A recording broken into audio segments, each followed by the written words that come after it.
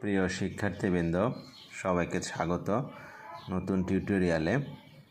আজকে আমি একটি প্রদত্ত সার্কিটের মোট কারেন্ট নির্ণয় করা শিখব।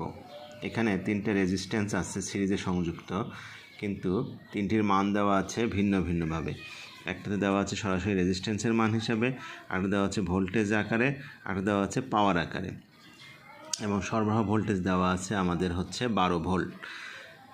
তো এখন মোট কারেন্টটা ধরে নেই। মোট কারেন্ট ধরে নিচ্ছি হচ্ছে আই। যেহেতু সিরিজে সংযুক্ত আছে, তাহলে আমরা সিরিজ সার্কিটের বৈশিষ্ট্য অনুসারে আমরা বলতে পারি যে ভোল্টেজ ড্রপ সমূহের যোগফল মোট ভোল্টেজের সমান। তাহলে ভোল্টেজ ড্রপ V1, তাহলে আমরা সার্কিট থেকে V1 এর মান কী করে পাবো?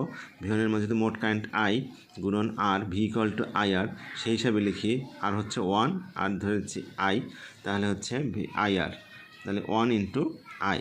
আর V2 সমান এখানে সরাসরি দেওয়া আছে 4 ভোল্ট, সেখানে লিখলাম 4 ভোল্ট। আর V3-র ক্ষেত্রে আমরা জানি P = VI, তাহলে এখান থেকে V এর মান বের করতে গেলে P/I, তাহলে এখানে P দেওয়া আছে 12, তাহলে 12/I সমান মোট ভোল্টেজ আমাদের দেওয়া আছে হচ্ছে 12 ভোল্ট। তাই লিখলাম। লেখার পরে এখন আমরা এখানে এটাকে লসাগু করে বজ্রগুণ করেছি। বজ্রগুণ করলে এটা আসছে।